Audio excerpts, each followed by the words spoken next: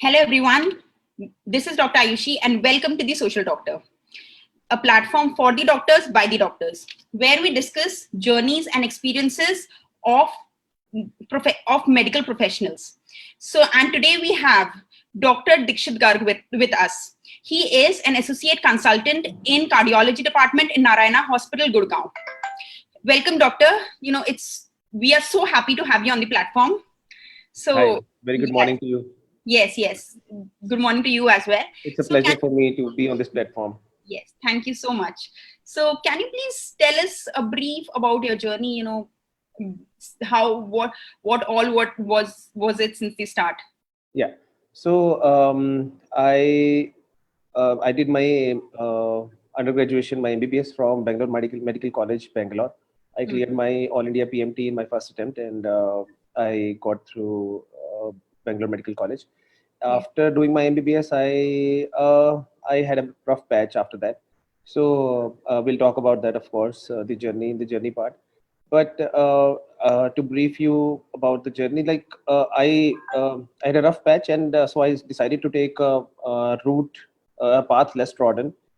I took up my DNB medicine course, and I cleared that in my first attempt. And again, then I took up. It's this ambition slowly grows on you. First, you're so stuck that you just want to get over your post graduation and then be over with it. I'm not going to study anymore and things like that. But after you finish, you start thinking whether is it all right to stop here, or should I go ahead? Ambition, it creeps on you. It creeps slowly on you. You don't realize it. Yes. And the next step, all right. I thought let's take a shot at the doctorate level exams, the DM exams, and let's see what happens. Luckily, I got through, and here I am. I did my DNB cardiology from Medanta Institute, Gurugram, and so that's the brief part of it. Yes. That's nice. That's amazing. In fact, tell us a deep about that. You were telling about your rough patches. Your rough patch. We'd like to know about that. See, I belong to a very small town in Haryana called Kaithal. Okay. So I'll start with a brief insight into the psychology of a small town. Okay. So what happens is there are not much options. We are talking about time about 20 years, about 15 to 20 years before this, ago, 15 to 20 years ago. So things are more or less the same. There is a difference, but I'll give you an insight. In a small town, there are not many options because people are not, they don't have that much exposure. They don't know what kind of courses they can do. They have options. They are not aware. So there are basically three categories, if I may say. If you have scored somewhere above 80%, so it's a natural choice for you to take up a medical. You are a brilliant student, oh please go for it. You should become a doctor and stuff like that. And if you are somewhere between 70 to 80%, they'll ask you to take you can go for a non-medical. You're a bright student, so take up non-medical engineering kind of branches. And below 70%, they're treated as outcasts. Yes. So, it's like you take up your commerce. It's common with all, I believe. We have also faced this, so I believe we understand that. So it's basically three categories. You more than 80%, you take medical. 70 to 80, 65, 70 to 80% is the non-medical category, and before that's a waste basket. That's a waste category. You take up your commerce and arts courses, and please serve in your father's business. True. Going ahead with that, so I scored very well in my matriculation. Yes. So it became an automatic choice. There was nothing much to think about. And plus, my father is a doctor and he's a renowned physician in my hometown. So, anyways, you didn't have any choice. Yeah, I mean, there is no second thought to it. Nobody gives a second thought to these kinds of things. You're bound. You're born to be. Yes. It's kind of like that. आपको वो आपकी psychology में आ जाता है कि you're bound to be. There's no other option. True. So that's how it started. I took up my medical courses, and luckily I got through my All India PMT in my first attempt. So. But when I reached the medical college, till the time I was not aware because being a being good at studies, uh, I never faced, any difficulty clearing my exams. So, you don't kind of feel, you don't get that feeling of achievement till the time, you see the world, you see other people who are struggling more than you. You don't see the hardships, maybe. Yes, yeah, I've not seen. I was born in a good family, well-to-do family, and I was good at studies. I never flunked, and I was a district topper in my metric exams. So, and I never felt that. See, it's not about boasting things. It's what I'm trying to tell you is that eventually these things will give you the courage to bounce back, Hmm. right? Hmm. Because I had these things, I could bounce back. See, I'm going to take you through the rough patch in my life, so we'll get to know why I'm telling you all this. So I did not have that sense of achievement because I never faced a failure before that. Hmm. When I went to my medical college, there were a lot of we were 21 students from All India PMT category, Hmm. and only four of them cleared their first All India PMT in first attempt, and rest of them they took their time. They Hmm. had their own reasons, not that we were ahead of them or we had a superior brain than them. No, no, they actually faced the failures and the hardships, and they had different kind of a problems than I did. I did not realize that. So 5 years down the line, when I finished my MBBS, when I was preparing for my post graduation exams, then it hit me hard. See, I was, as I told you, I was not inclined to become a doctor. It was a natural choice, so there was no second thought to it. So after my MBBS, I was kind of lost. Hmm. That why am I doing this? It eventually grows when you go into a big city from a small town. There are so many options. You meet so many people. You realize that I mean, There are many things in the world that yeah. I mean, there is so much to do. There are so many other things to do that you can do in life. Suddenly you feel lost. That is it what I should do, or is there any other option for me?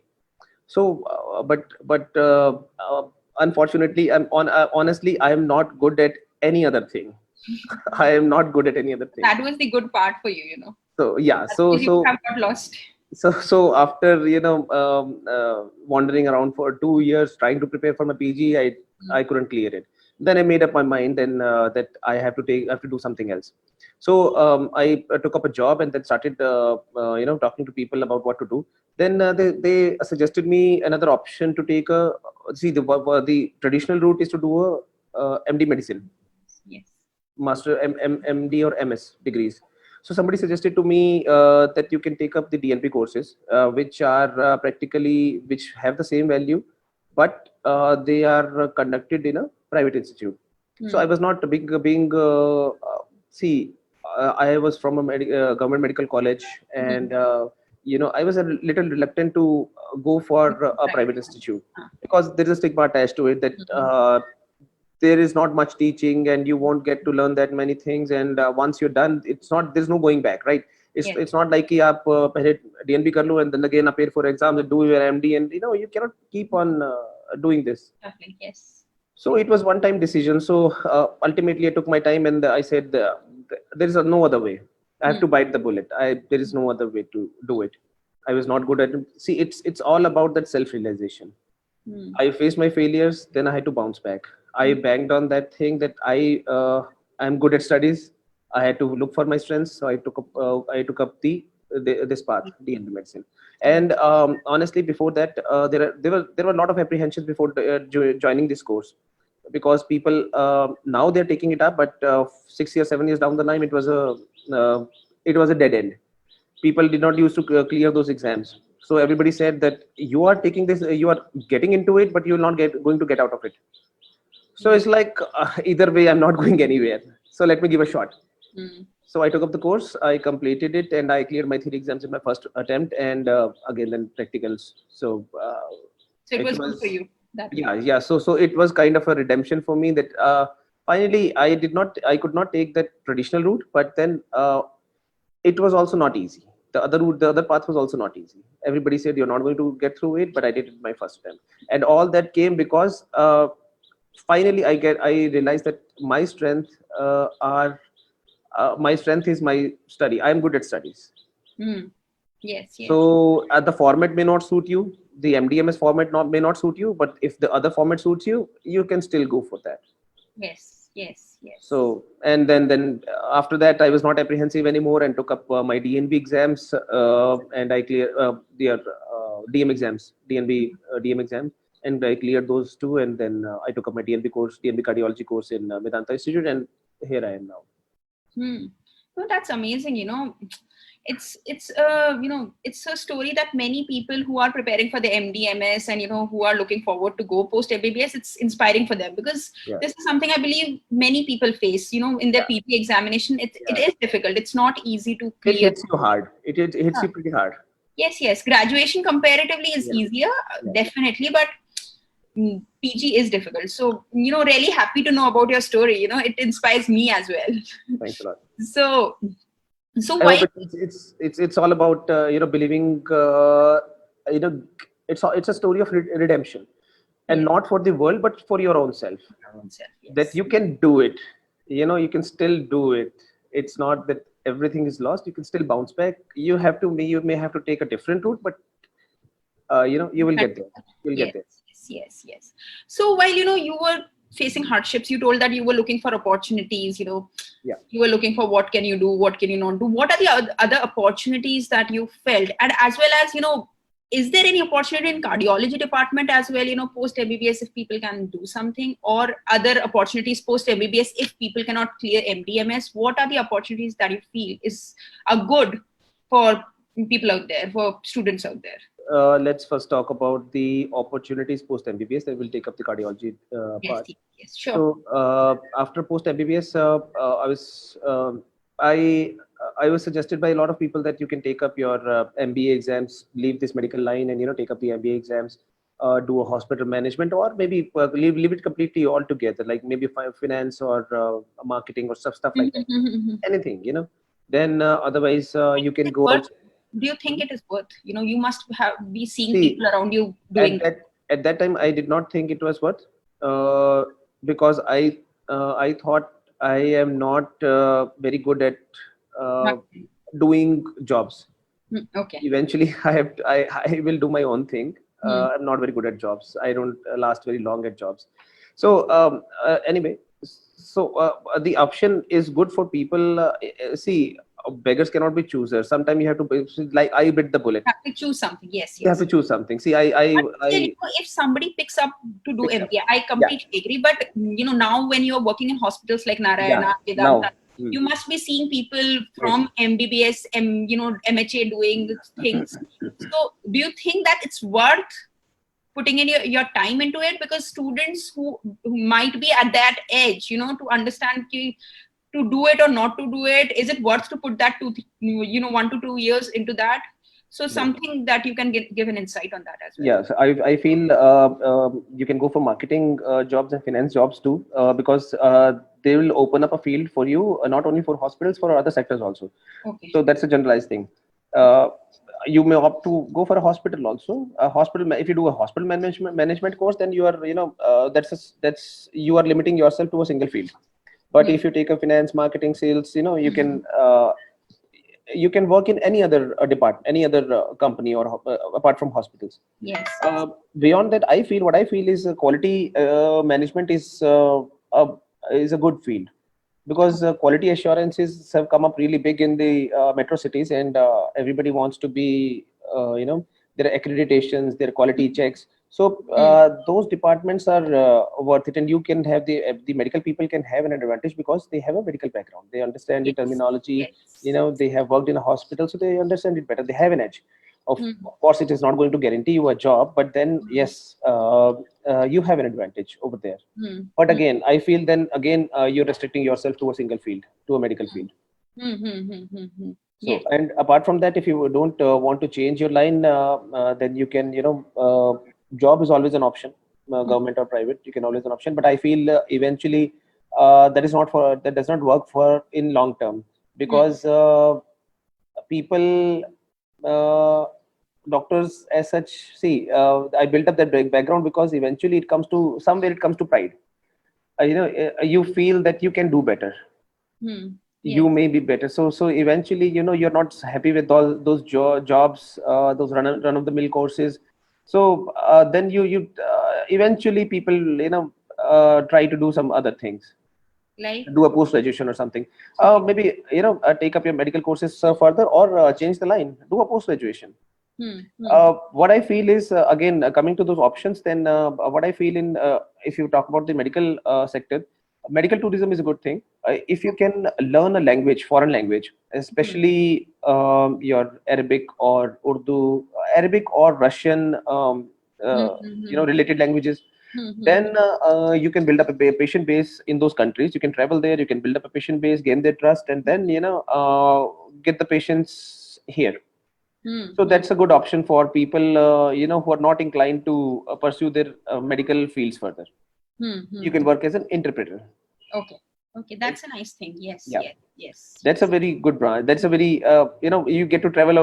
You get to travel the world. You don't face any hassles about being a doctor, that you have to memorize stuff and keep yourself updated, and medical Yes. legal issues. Okay. Nothing, That's. nothing. It's a good. That's. It's a win-win situation. Hmm. Hmm. Hmm. Hmm. So I Hmm. feel language courses are going to help people if, People a if lot. they're Okay. inclined. Hmm. So what Dr. Dixit, he mentioned three opportunities, very nice, topics. First, you can definitely pursue your MBA or MHA and get into any hospital or any other, marketing jobs, finance jobs. And there's no limit. The world is there for you. The second thing is the quality assurance. Every hospital nowadays have a quality assurance, departments there. And because you are from medicine, you definitely have a Edge upper on it. hand there, and people will definitely want you to be there. The third thing is the medical tourism, which is definitely on boom right now in India, and it's booming like anything. So if you wish to do that, that's an amazing thing. You just need to set a ecosystem and Okay. things flow automatically. Yes, sir. So that's really nice. So let's come up to the second part of the question, Yeah. for the certification, anything that people, MBBS people, can do to work in the cardiology department that gives an upper hand after MBBS. Yeah. So, talking about the cardiology department, first I would like to talk about the people who are pursuing the DM, who aspire to become a cardiologist, who are Hmm. preparing for their DM exams. Hmm. So, it is good to do it, but the thing is, the field has gone very time consuming. It's very time consuming. It's gone very lengthy, in the sense that it's after doing your cardiology degree, your 3 years cardiology degree, you will still be a general cardiologist. See, why I'm saying is, this is, you have a separate degree in pediatric cardiology, so you can no more do the work on the congenital heart disease. You have to pursue a different 3 years course. So you cannot, take up your one of the patient base, one of the departments is lost to you as a general cardiologist. True. So, coming about the other three branches, there are practically now three branches in cardiology also, Hmm. and they each have 2 year fellowship in them. Hmm. 2 year fellowship. Echocardiography, non-invasive or echocardiography. Yes. Second one is your intervention cardiology. Third one is your electrophysiology. Okay. So currently, these are the three further subdivisions of cardiology, I would say, and they Okay. all have 2 years courses, diploma courses, or say fellowship courses in them Hmm. at different places. Hmm. So you realize that what I'm trying to say is, your MBBS takes up almost 6 years, then your MD takes up 3 years, then your DM takes up 3 years. So you 12 years you've already spent completing your education. And this I'm talking about when you don't face any failures or any breaks in your education. Say if you for Drop those out such post people are MBBS. only 5 to 10% who do not, who come True. out with, True. True. go through chug like Rajdhani Express through Yes. all the stations. But then most of us are like passenger trains. We take our we take our Stops and move. on Yes. the way. Yes. So you're looking at a period of almost 14 to 15 years to complete your DM degree, and then if you want to pursue it further, yes, of course, which eventually will be going is going to be a reality soon.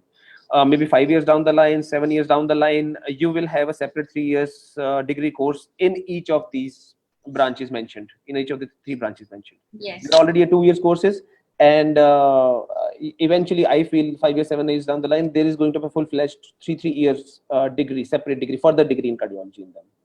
So you are looking at a time period of 18 to 20 years just to complete your education. And then by the time, how old will you be? By the time, say about 45 years or something? You started at, 18, 45, not 45, like 35, 40 maybe. Yes. So after that, you'll start working and, building up your OPD, and you're working for a corporate hospital. You are looking at a time period of a period of 40 to 45 years. You do not, promote people to get into the field, is it? But, you do cardiology or you do anything. This is the time span for everything, every specialty. 12 years, 12 to 15 years is, of course, for any field. Any field. But any field, you take up neurology, you take up nephrology, you take up gastroenterology, you take up any of these branches, you are going to spend about 12 to 15 years, depending on your journey. We are going to spend about 12 to 15 years completing your education, right? Yes. And I'm just mentioning about the cardiology department, that you eventually, because see, as I mentioned earlier, ambition grows on you. Once you're done with your cardiology, then you start looking for options. You realize that you do not have any kind of edge in the market. See, it's all about, you will do well in your department if you have some kind of edge over your peers. True. Right. So if you're a general cardiologist, every other person is doing that. Every other cardiologist is doing that. So you'll have to eventually pick up one of these branches. Eventually, you'll have to pick up one of these branches. You may have to do a fellowship, or you take a degree course, or work under someone who is an electrophysiologist or who is an intervention cardiologist, gain that experience. So see, these are not the branches. See, after finishing your nephrology or neurology, you can directly start practicing your, OPDs. You can start conducting your OPDs. You can immediately start building up your patient base. But in a branch like cardiology, it is the intervention is a bread and butter of our department. Yes. And this is not easy. I mean, you're dealing with a life here, and nothing, in no other branch the things move so fast as they are in cardiology. True. You attend to a patient suffering from cardiac, myocardial infarction, and you take him up for performing a procedure on him, intervention procedure on him, and God forbid you will do. Say you have already done 500, 600, 700 procedures, but out of this, it will happen to you. There will come a time that you will face a complication on the table, and it becomes very difficult at that moment. Yes. It is very difficult to explain to a patient that the patient came in alive. The relatives do not understand his situation, right? You, as a doctor, as a qualified person, you understand his situation, that this is critical. Now you face a dilemma that whether to save it or not, and you are obliged to save him. Right, there is no other option. Yes. Leave the money out of it, but you are obliged to save his life, right? So God forbid, if anything goes wrong, and the patient does not survive that procedure, you will be this person to be blamed for his death, not his disease. Yes. So in no other branch this happens, and the things move really quick here. Really quick. I mean, one time you're doing your procedure so well, and suddenly you have a refractory ventricular tachycardia or fibrillation, and you are somehow, God forbid, you're not able to save that patient. I mean, how are you going to explain it to the patient? That's true. This is a branch where, although very fancy, with people are very attracted to, but there are a lot of challenges to this. That's so. And you're practically 24 hours on call, right? You don't really sleep with a peace of mind that I'm not going to get any call in the night. So it's like 24 hours on call. Yes. So, this is not for the faint-hearted. Yes. So I'm sure the viewers, understand what are the challenges attached to the cardiology department. If you plan to get into cardiology, what all you should be prepared for. So, please go ahead. So one thing I wanted to ask you, you mentioned that there are 3 fellowship programs in cardiology.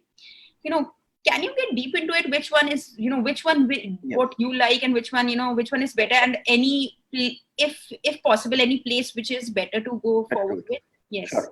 Sure. So I personally am inclined towards electrophysiology. I have an inclination towards it, and I have worked in the department under a few of my masters.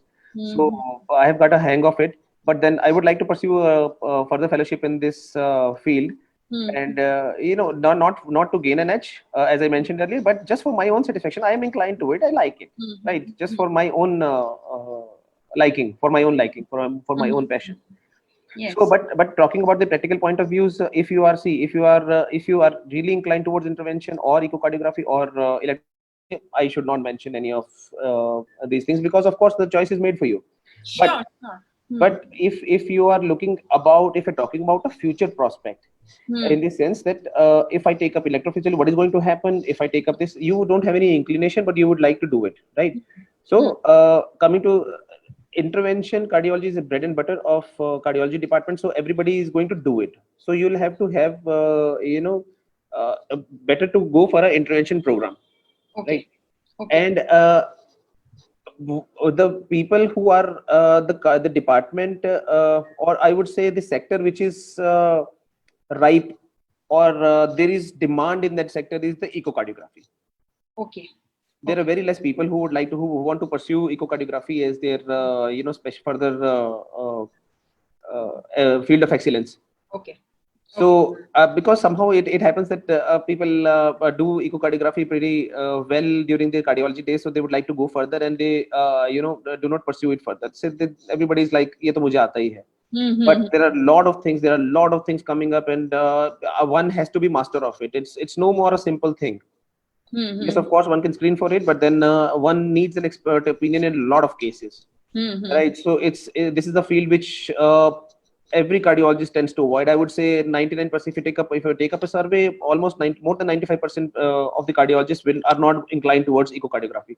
So Hmm. there is going to be a dearth of it. There is going to be a lack of it.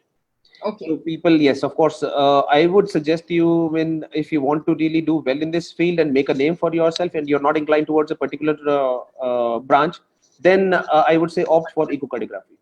Okay. Do a fellowship, be a master of it, and and I would say, I mean, you can be head of the department in within 6 to 7 years. I can assure you that Okay. you can head a department in this field. Hmm. Otherwise, in EP, or it's a very long curve. Then why do you want to do EP for EP, your? yeah, because I'm inclined to it. I Okay. like it. Okay. Not that I want to be the master, or I want to be the boss, or I want to head a department. Not because of that. Okay. I like electrophysiology. Hmm. So Hmm. what? It excites me. Yes. Yes. Obviously, Right. something that excites you Yeah. makes your path easier. Yeah. Yes. Yes. That's really nice. And where do you plan to do that? Any Yeah. So institute that you of want course, to? yes. Yes. So coming to that, in India also, every kind of fellowship is available, particularly in the Jadeva Institute, Bangalore. You can go there. In fact, I would suggest you to go there if your family conditions, and there are no, you are flexible in your in those terms. So I would suggest you to go to Jadava Institute, Bangalore, because it's just a cardiology department, just self cardiology, nothing else. So Okay. you will Wow. get to you will get a lot of exposure over there, and people are very academically oriented over there, and you if you want to grow in the academically, it's very good institute to go to. Hmm. So you Hmm. spend 2 years in Bangalore. Don't forget about the money if you want to, because practically you will be dependent on your parents for another 2 years after cardiology. So Hmm. if you can, if your financial conditions allow, if your family conditions allow, go for Jayadeva Institute, Bangalore, or Care Hospitals, Hyderabad. Hmm. Hmm. So you will get a very nice exposure, and that Hmm. is going to give the actual edge over the other people, other cardiologists. And talking about abroad, there are fellowships available abroad also, in Singapore, in Canada, in Taiwan, so in Australia also. So one can opt for them. In a few cases, it's easier to get a fellowship. There are two kind of fellowships available abroad. One is 1 year fellowship, which is mostly an observership. You Okay. will get to just see the procedures. You will not get to do it.